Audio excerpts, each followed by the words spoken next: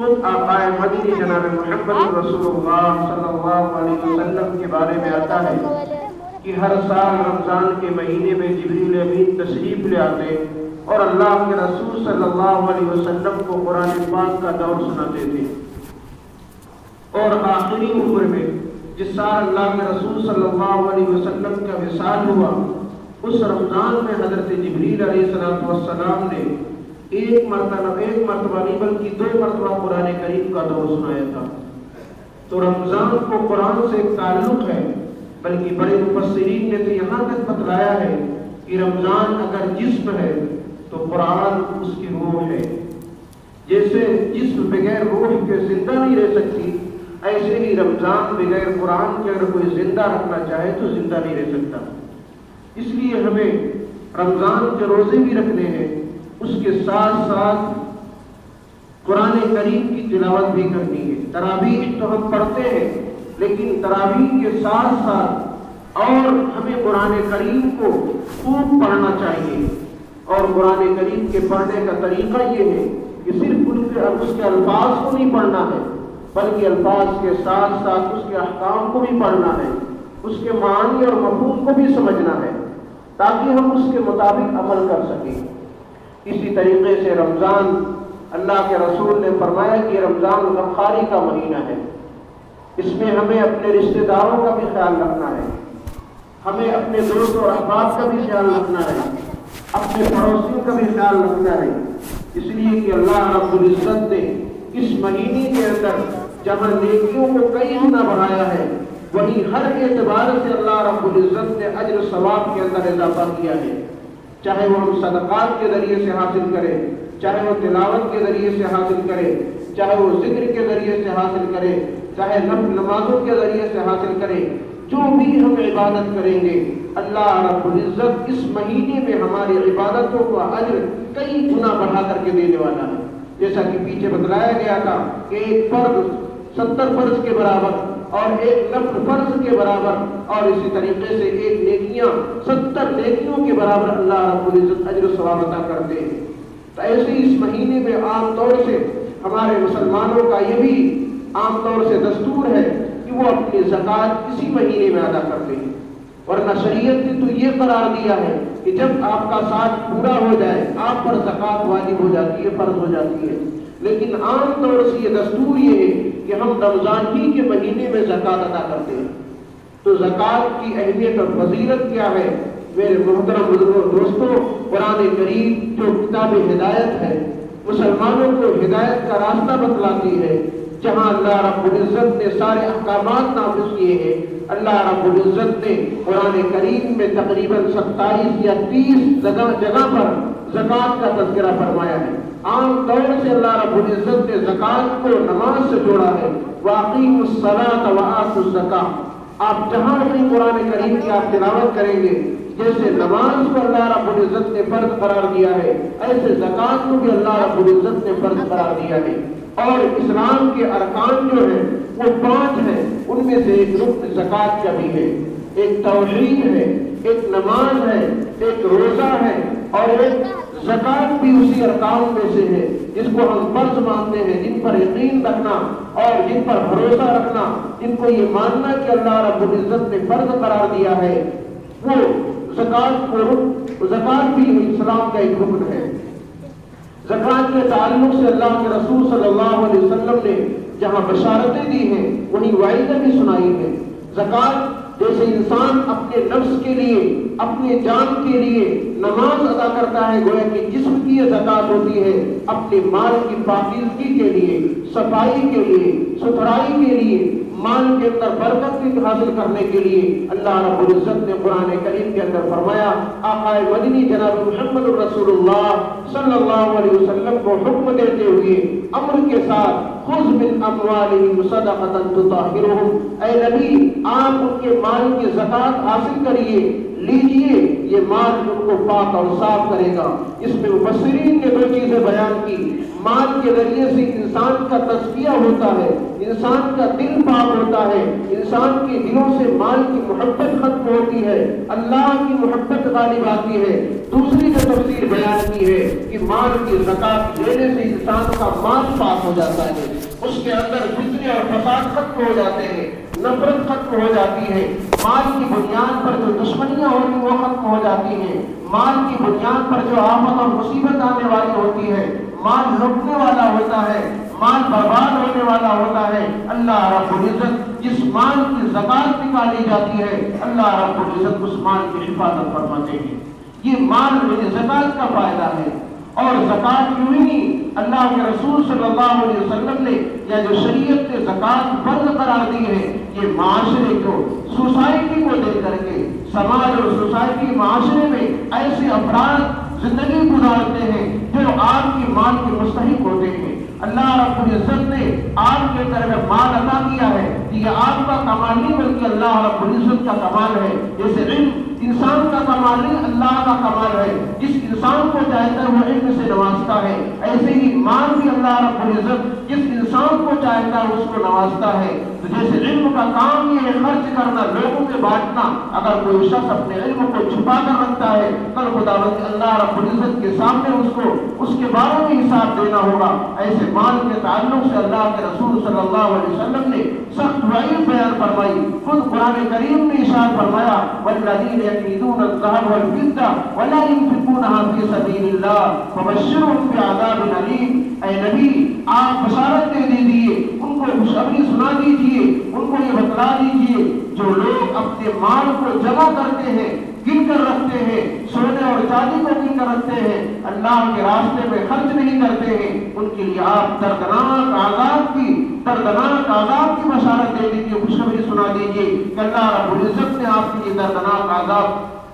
تیار کر رکھا ہے۔ اور وہ عذاب کی شکل کیا ہوگی خود قرآن نے اس کی وضاحت کر دی۔ یوم یحمى علیہا فی نار جہنم فتقوی بہا جباہہم وجنوبہم وظہورہم ھذا ما کنزتم لانفسکم فذوقوا ما کنتم تکنزون۔ یعنی اللہ رب العزت فرماتا ہے کہ اس دن یعنی قیامت کے دن جہنم کے اندر، جہنم میں سراپا انسان چلے گا، لیکن خصوصیت سے اللہ رب العزت نے جو بات بیان فرمائی ہے کل میدان محشر میں جہنم میں ڈالنے کے بعد یہ کہا جائے گا لو یہ مال ہے جس کو آپ نے جمع کیا تھا، اور اس مال کو تپایا جائے گا، تپا کر کے اس کی پیشانی کو داغا جائے گا، اس کے پہلو کو داغا جائے گا اور اس کی پیٹھ کو داغا جائے گا، اور کہا جائے گا یہ تمہارا مال ہے جس کو آپ نے دنیا میں جمع کیا تھا، جس کی آپ نے زکات نہیں ادا کی تھی، جو اللہ کا حق تھا اس حق کو آپ نے ادا نہیں کیا تھا، اس کی بنیاد پر آپ کا مال یہ جہنم کا انگارہ بنا ہوا ہے، یہ آپ کی پیشانی کو داغا جا رہا ہے، آپ کے پہلو کو داغا جا رہا ہے، آپ کی پیٹھ کو داغا جا رہا ہے، اور کہا جائے گا لو اپنا مال پکڑو، چکھو اس کا مزہ جو آپ دنیا میں جمع کرتے تھے۔ اور یہ اس صورت میں ہوگا کہ جس مال کی زکات نہ ادا کی گئی ہو۔ مفسرین نے اس پر ایک بہت اچھا نقطہ لکھا ہے کہ اللہ رب العزت جہنم میں تین اعضاء کو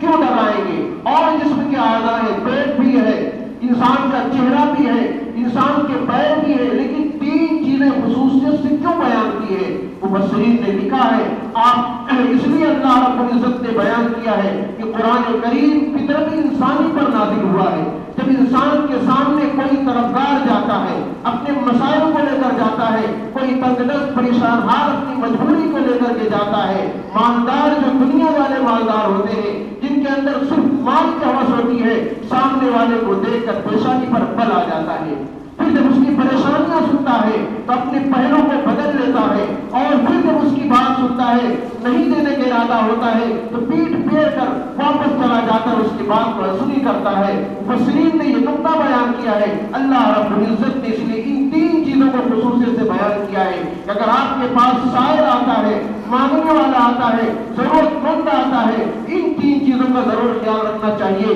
کہ اگر آپ کے اندر طاقت اور وسعت نہیں ہے دینے کی، آپ نے زکات دے دی، آپ کا مال ختم ہو گیا، پھر بھی آپ خندہ پیشانی کے ساتھ مجھ سے آپ رجوع فرما لیجیے کہ میرے پاس اس وقت مال نہیں ہے، لیکن دیکھ کر کے بھاؤ چڑھانا، پیشانی پر بل آنا، اپنے پہلو کو بدلنا اور پیٹ پھیر کر کے واپس جانا، یہ اس بات کی علامت ہے کہ آپ کے اندر مال کی علانیت ہے، آپ کے اندر مال کا تکبر ہے، آپ کے اندر مال کا گھمنڈ ہے، اور اللہ رب العزت نے ایسے لوگوں کے لیے یہ عذاب تیار کر رکھا ہے، پیشانی پر بل کھانے والوں کے لیے، پہلو تہی کرنے والوں کے لیے، پیٹ پھیرنے والوں کے لیے۔ مفسرین نے یہ نقطہ بیان کیا ہے اور فرمایا کہ ان لوگوں کو سزا نہیں ملے گی جن کا مال اس سے پاک ہوگا، فرمایا کہ جنہوں نے اپنے مال کی مکمل زکات ادا کی ہوگی وہ اس زمرے میں شامل نہیں ہوں گے، ان کا مال ان کے لیے عذاب نہیں بنے گا، بلکہ ان کے لیے وہ اللہ رب العزت کے ہاں سفارش بن جائے گا، ان کے لیے وہ عذاب سے جہنم کا چھٹکارا بن جائے گا، اور اللہ رب العزت اسے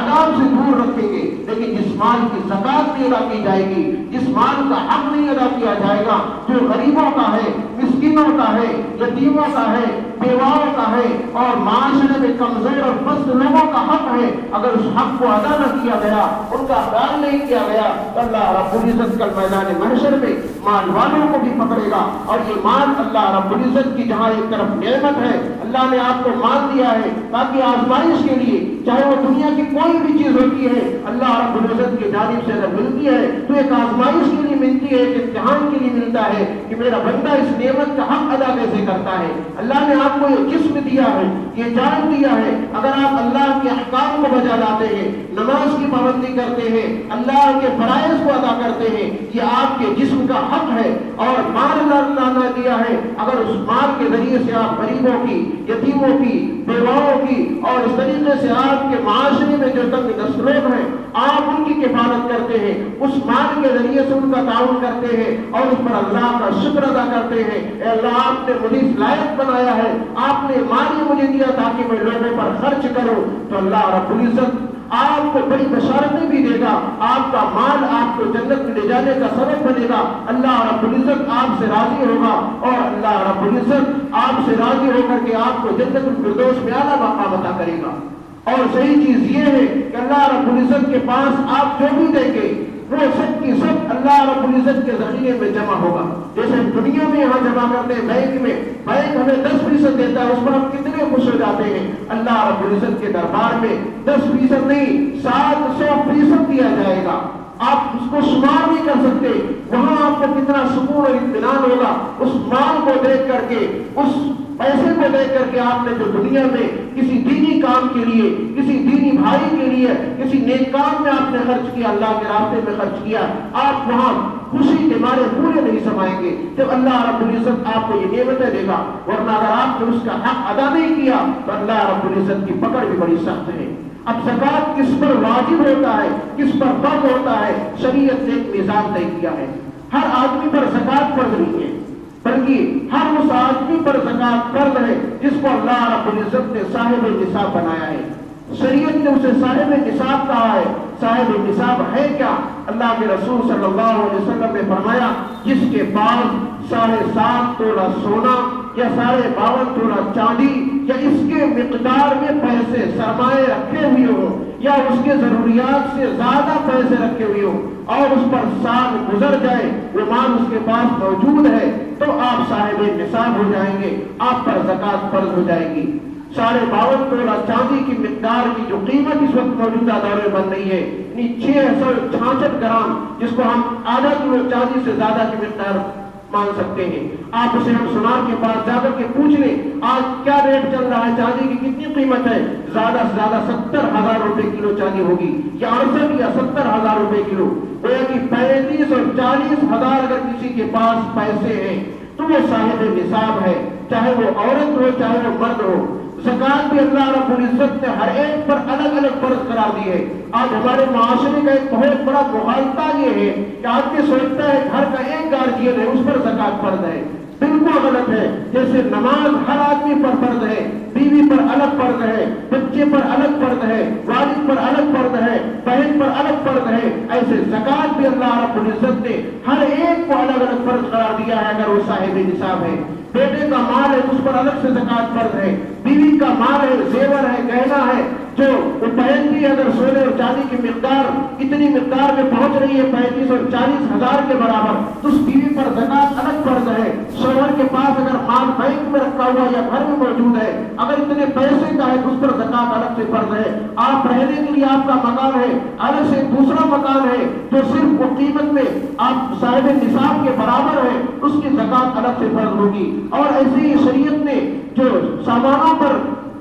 زکات فرض قرار دیا ہے، وہ دکان کا جو مال ہے اس پر بھی زکات فرض ہے۔ ہاں، اوزار پر شریعت نے زکات فرض نہیں قرار دیا ہے۔ جو آلات جن سے آپ روزی حاصل کرتے ہیں، مثلا گاڑی ہے، اس کے کرایے سے آپ خرچ کرتا اپنے گھر کا خرچ چلاتے ہیں۔ کوئی مشین ہے، چاہے کروڑوں روپے کی مشین ہو، لیکن آپ اس مشین سے اگر روزی حاصل کرتے ہیں، اس مشین پر زکات نہیں فرض ہوگی، اس مشین کی جو آمد ہوگی اس پر زکات فرض ہوگی۔ ایسے ہی جو آلات ہیں، ایسے ہی جو دکان میں سامان رکھے ہوئے، سامان تجارت بیچنے کے جو سامان ہیں، اس پر زکات فرض ہے۔ اور اس طریقے سے اگر کسی کے پاس مکانات ہیں، رہنے کے لیے مکان الگ ہے، ایک آدھ گھر الگ سے رکھا ہوا ہے، اس کی قیمت پر زکات فرض ہوگی۔ ایسے ہی اگر کوئی شخص تجارت کرتا ہے زمین کی، کھیتی باڑی کی، یعنی زمین کی تجارت کرتا ہے، اگر زمین کاشت کے لیے ہے، کوئی انسان کھیتی کرتا ہے تو اس زمین پر زکات نہیں ہے بلکہ عشر ہوتا ہے، جو کھیتی کا غلہ ہوگا اس کو دینا ہوتا ہے۔ لیکن اگر وہی زمین تجارت کی نیت سے ہے،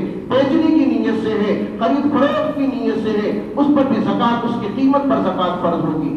یہ شریعت نے اس کے احکامات بتلائے ہیں۔ ان مختصر اوقات میں اس کے احکام کو بتلانا مشکل ہے۔ ہر انسان کو چاہیے کہ وہ اپنے متعلق اپنے مسائل کو معلوم کرے اور ہر ایک کی زکات ناپ کر کے اندازہ میں شریعت نے یہ بھی کہا ہے کہ مکمل طور پر زکات ادا ہونی چاہیے، اس طریقے سے کہ اس کا دل مطمئن ہو جائے کہ میں نے پورے مال کی زکات نکال دی ہے، بلکہ زیادہ نکالا ہے، کم نہیں نکالا ہے، تو پھر سمجھیے اس کی زکات ادا ہوگی، ورنہ زکات ادا نہیں ہوگی۔ بہت سارے لوگ اندازے سے نکالتے ہیں اس طریقے سے، ارے اتنا ہو گیا ہوگا۔ میرے بھائیوں، شریعت نے اس پہ معاملے بڑی سخت بڑی بیان فرمائی ہے۔ ہر ایک مال کی آپ صحیح طریقے سے زکات نکالیے۔ اللہ کے رسول صلی اللہ علیہ وسلم کے زمانے میں اونٹوں کی زکات، گائے کی زکات، بیل کی زکات، گھوڑوں کی زکات اور بکریوں کی زکات، ہر ایک کے الگ الگ پیمانے شریعت نے بیان کیے ہیں۔ کتنی بکری ہوگی تو آپ کو زکات دینی ہے، کتنے گائے اور بیل ہوگی اس کی زکات دینی ہے، کتنے آپ کے پاس اونٹ ہوگے تو اس کی زکات دینی ہے،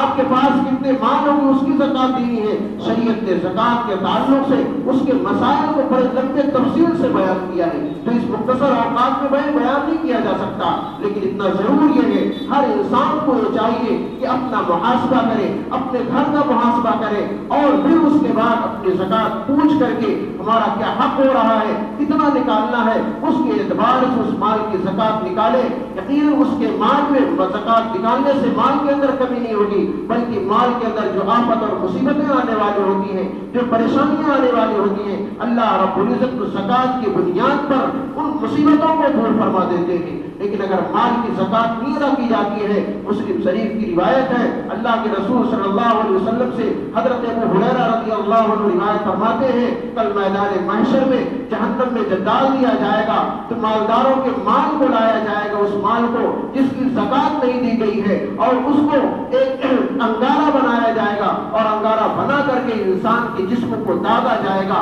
اور یہ کہا جائے گا یہی وہ تمہارا مال ہے جس کو آپ نے جمع کیا تھا، لو آپ اس مال کا مزہ چکھو۔ اور انسان پر ایسا مسلط ہوگا، بعض روایتوں کے اندر آتا ہے کہ وہ اژدہا کی شکل میں ہوگا، بعض روایتوں کے اندر آتا ہے کہ وہ انگارے کی شکل میں ہوگا، اس کے گلے میں لپٹا ہوا ہوگا، اور کبھی اس کے چہرے کو نوچتا ہوا ہوگا، کبھی پیشانی کو نوچتا ہوا ہوگا، کبھی جسم کو نوچتا ہوا ہوگا۔ انسان بھاگے گا اور وہ مال کہے گا کہاں بھاگ کر کے جا رہا ہے، تم نے دنیا تو میرا حق ادا نہیں کیا، میری زکات نہیں نکالی، غریبوں کا حق ادا نہیں کیا جو اللہ رب العزت نے آپ کو دیا تھا، آپ نے اس کو ادا نہیں کیا، اب کہاں چھٹکارا حاصل کر رہے ہو؟ نہ آپ کی گردن سے نکلے گا، نہ جسم سے نکلے گا، بلکہ آپ سے چمٹا ہوا رہے گا، اور انسان لاکھ کوشش کرے گا نہیں نکل سکتا۔ اور اس جہنم کی آگ میں، ایک تو جہنم میں جلنا، دوسرے پھر آگ کا انگارہ پہنانا، پھر اژدہے کا انگارہ ہونا، یہ عذاب در عذاب ہے۔ میرے محترم دوستو، ہم سب کو یہ چاہیے کہ ہر عبادت، ہر رکن کی ادائیگی صحیح طریقے سے کرنے والے ہوں. جیسے ہم نماز کو صحیح طریقے سے پڑھتے ہیں, روزے صحیح طریقے سے رکھتے ہیں, قرآن کا حق ادا کرتے ہیں, ایسے ہی جو ارکان ہے زکات کے تعلق سے اس کے فرائض کو تسلیم کرنا اور دل سے عقیدہ رکھنا کہ یہ فرض ہے, اور اس فرض کو صحیح طریقے سے ادا کرنا, اس کے مستحقین تک پہنچانا, یہ ہم میں سے ہر ایک کی ذمہ داری ہے جو صاحب نصاب ہے. اسی طریقے سے جو صاحب نصاب ہے اسی پر ایک چیز آتی ہے صدقہ فطر, جس کو ہم عید الفطر کے نام عید الفطر کے دن جو اس سے پہلے نکالتے ہیں, جس کے بارے میں شریعت نے بتلایا ہے کہ گیہوں کے اعتبار سے 2 کلو گیہوں, جو ہے تو 3.5 کلو, کھجور ہے تو 3.5 کلو, کشمش ہے تو 3.5 کلو, یعنی یہ معیار طے کیا ہے اس کی مقدار میں. اور اس میں بھی ہم غلطی کرتے ہیں کہ ہم سوچتے ہیں کہ جو سب سے آسان ہے وہی نکال دیا جائے, حالانکہ شریعت نے جو یہ میزان طے کیا ہے انسان کی حیثیت کے اعتبار سے طے کیا ہے. ایک آدمی غریب ہے وہ اپنے گھر میں چٹنی روٹی کھاتا ہے, ایک آدمی ہے درمیانی ہے وہ اپنے گھر میں اچھا کھانا کھاتا ہے, ایک اور اچھا ہے جو 1000 روپے ڈھابے میں خرچ کرتا ہے. تو جب زکات صدقے کی بات آتی ہے, صدقہ فطر کی بات آتی ہے, تو بھی 2.25 کلو گیہوں 30 روپے نکال دو. یہ شریعت کا حکم نہیں ہے, ورنہ شریعت صرف ایک میزان قرار دیتی, صرف گیہوں قرار دیتی تھی بس, اور ساری چیزوں کے بتلانے کی ضرورت نہ تھی. کھجور نہ طے کرتی, کشمش نہ طے کرتی, جو نہ طے کرتی. یہ صرف اس لیے ہے تاکہ ہمارے معاشرے میں جو فقراء ہے, مساکین ہے, تنگ دست ہے, یتیم ہے, بیوہ ہے, ہر ایک کا حق ادا ہو سکے, ان کے بچے بھی عید صحیح طریقے سے گزار سکے, ان کے گھر میں بھی خوشیاں آ سکے, اور ان کے گھر کے لوگ بھی خوشی کے ساتھ عید منائے. یہ سارے حقوق شریعت نے جو بتلائے ہیں وہ صرف اس لیے ہے تاکہ انسان کے اندر ہمدردی ہو, آپس میں الفت و محبت قائم ہو, بھائی چارہ قائم ہو, معاشرے کا نظام بالکل صحیح طریقے سے چلے, اور اللہ اور اس کے رسول صلی اللہ علیہ وسلم کو ہم سب راضی کرنے والے ہوں. ہمارا معاشرہ بھی ایسا معاشرہ ہو کہ اللہ اس کے رسول صلی اللہ علیہ وسلم کو راضی کرنے والا ہو. اللہ رب العزت سے دعا ہے کہ اللہ ہم سب کو صحیح طریقے سے شریعت کے ہر احکام پر عمل کرنے کی توفیق عطا فرما. آمین. واخر دعوانا الحمد للہ رب العالمین.